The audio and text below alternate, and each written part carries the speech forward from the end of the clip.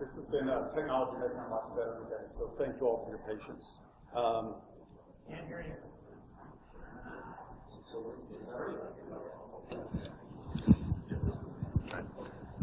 Better? Oh, there we are. Okay. So, all right.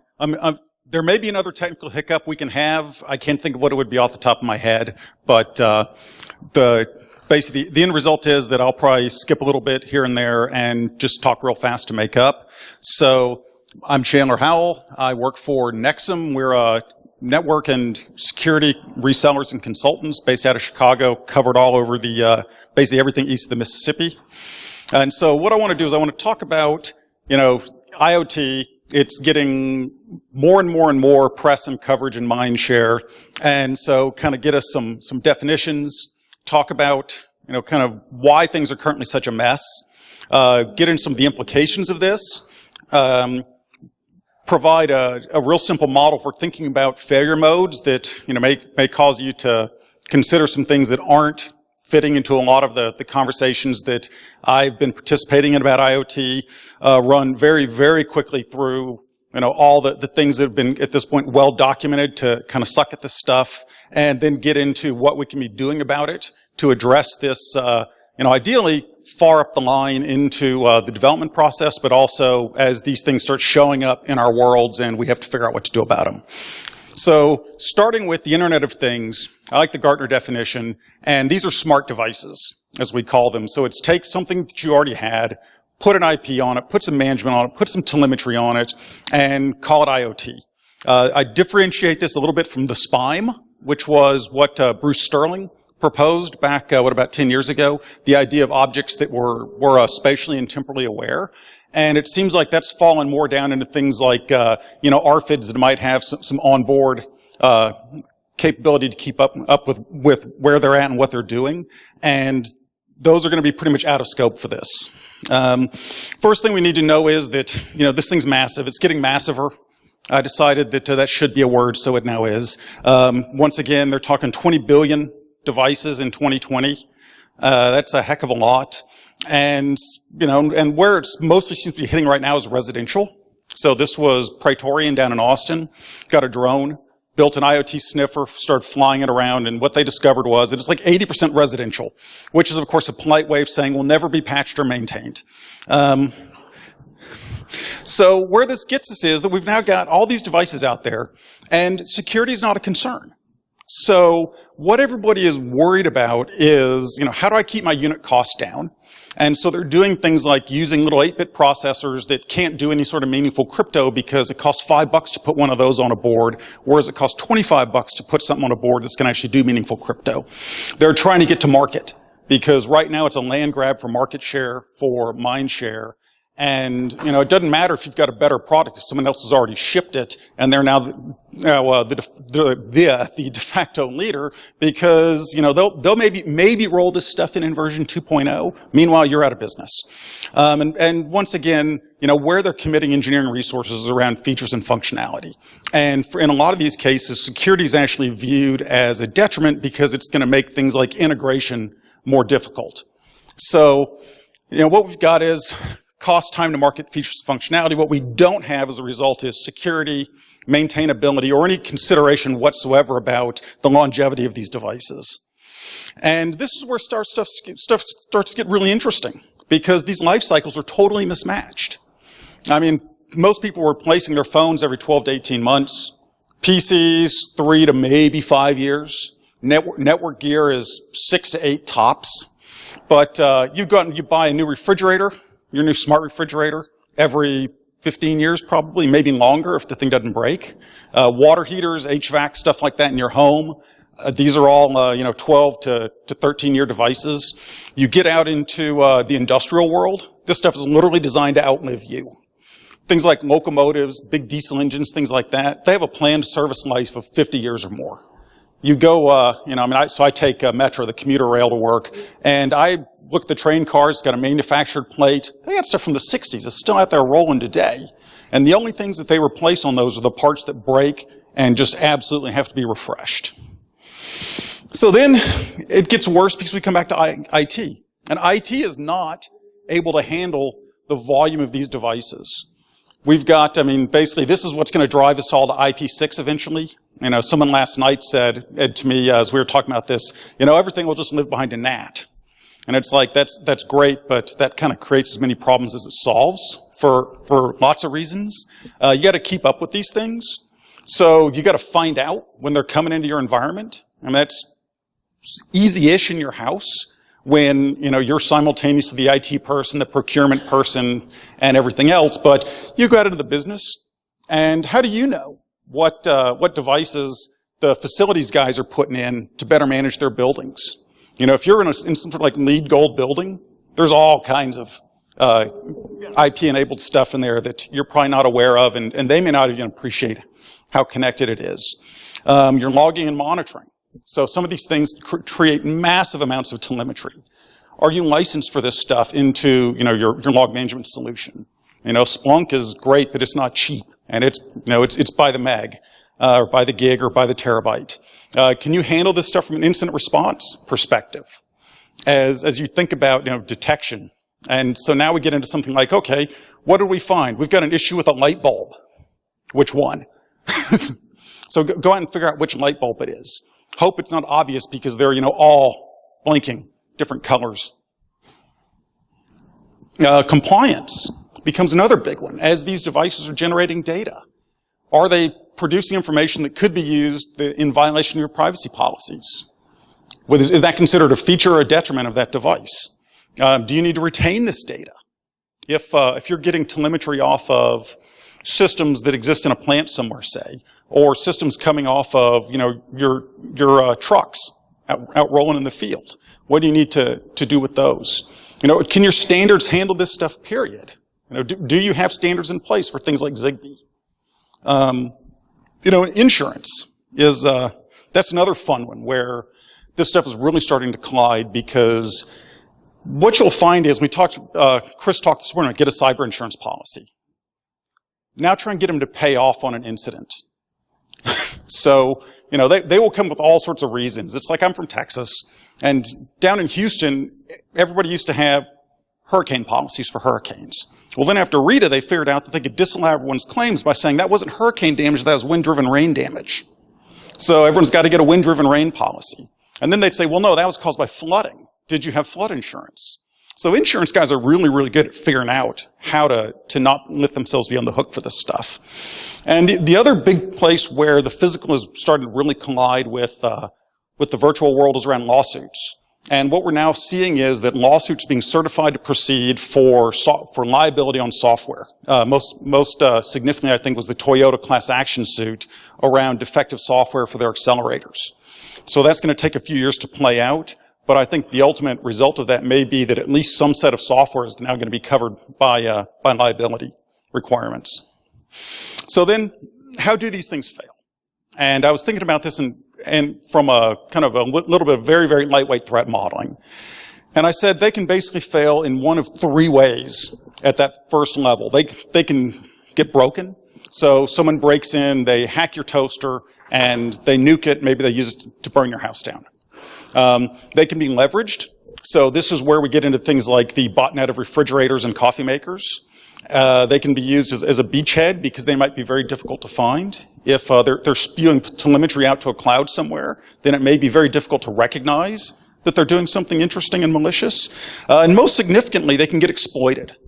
And this is the one that I don't think nearly enough attention is being paid to. And this is really where what we start to see is, you know, these things are being used against you. There's an old saying, you know, if you're not the customer, you're the product being sold. Increasingly, you're going to find that you're both. And this is where we see things like Samsung and LG smart TVs. You can go out and Google for LG smart ad program. And, you know, they're upfront about it.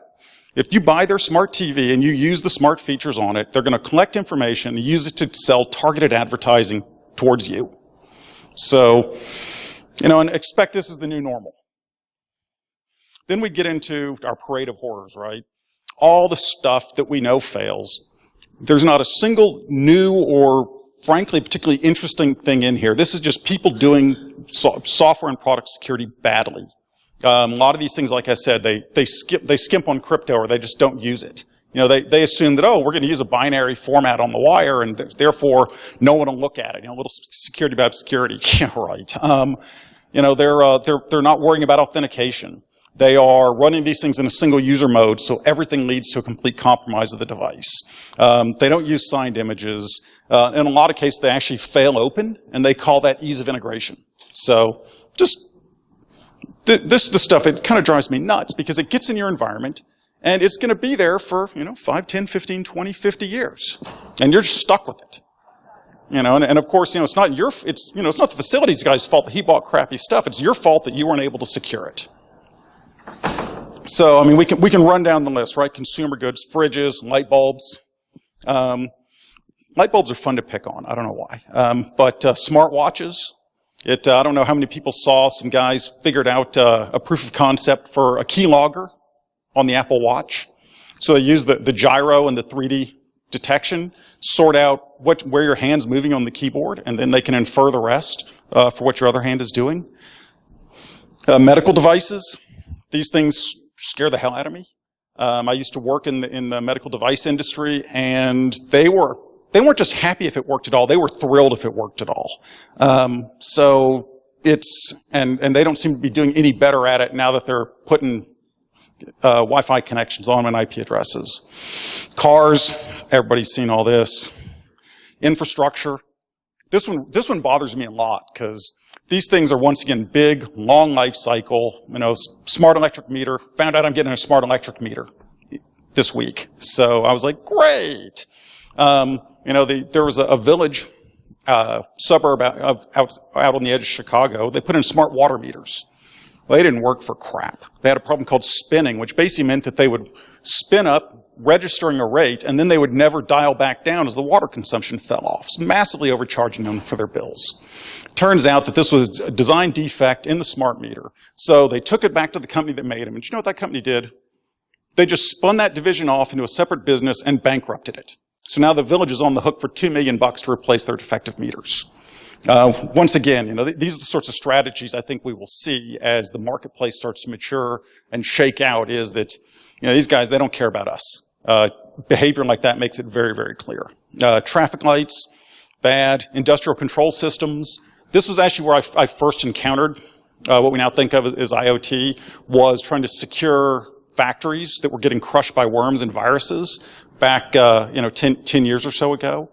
And so what we wound up doing was basically, you lock them down, you firewall them off, you segment the environment such that the network boundaries match the scope of control for risk boundaries, meaning that the only people who can make a decision that might put that network at risk are the people who are going to be on the hook if something goes south.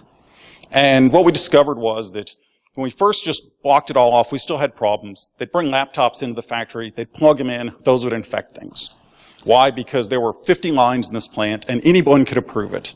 Once we locked it down to just that line, so that only the manager of that line could approve a laptop to go in and take his line down, not only did the number of laptops needed to go into the factory go through the floor, but the number of incidents did as well. And so we were unable to secure the devices. There was stuff running Windows 3.1, Windows 2000, OS 2, a lot of OS 2 in that plant, chip shooters. And so we get into this, and so the point of that is that we don't have to just give up. It's not an option anyway. This is kind of like an ization. I was trying to come up with like an IoTization. It's like globalization. You don't fight it, you just deal with it. So the first thing is, and I think this is key, don't panic. The knee-jerk response from some folks I've talked to is it's like, no, just keep it out. And that's not going to work. There's too many people making too many compelling business cases that they have to have these things. And so what it comes down to is that the people who figure out how to manage the risk associated with them effectively are going to get a competitive advantage in their market, and thus they're going to grow and win. So when these things are coming in, think of them in terms of failure modes. What is your concern over having this thing get broken or get used to go after something else? Is it, could it be a beachhead? Do you need to worry about that? How do you protect the rest of your environment from that? Is it going to be used against you in some other mechanism that you may not even thought of, especially with that data telemetry going out to the cloud. But once again, I mean, when you saw that list of fail, there was nothing new in there. We didn't have to make up any terms to list off all the bad things that are happening with these devices.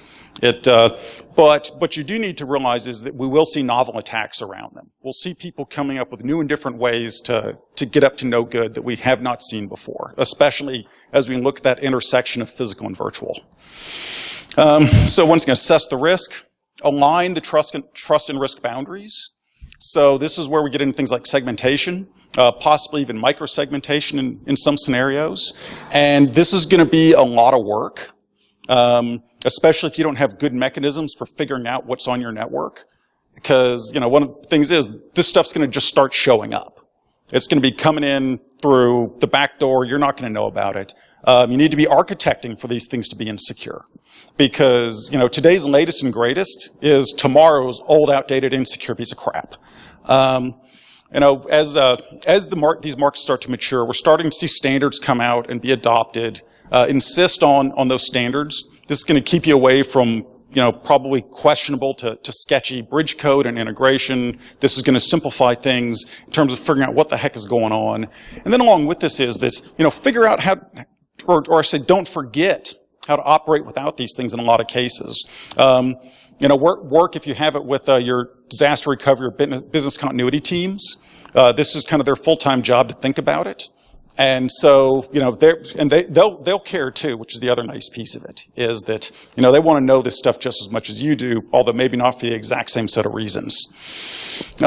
Once again, do everything you already knew how to do.